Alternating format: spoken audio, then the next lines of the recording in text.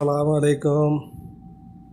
আজকে দেখেন এই যে আমাদের দোকানের যে সাইনবোর্ডের কাজ চলতেছে, দেখেন সাইনবোর্ড কীভাবে তৈরি করা হবে। দেখেন সাইনবোর্ডের কাজ চলতেছে, অনেক বড় দোকানের সাইনবোর্ড, প্রায় 10 মিটারের উপরে সাইনবোর্ডটা হবে, অনেক বড় সাইনবোর্ড।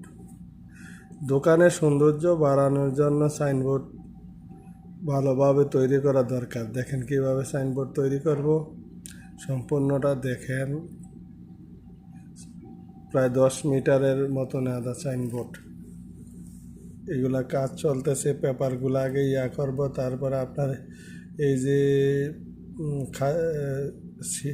সিট আছে অ্যালুমিনিয়াম, সব কিছু লাইটিং সব কিছু এখানে আছে। ওই লাইটিং করে রাখছে, এইগুলা খালি আপনার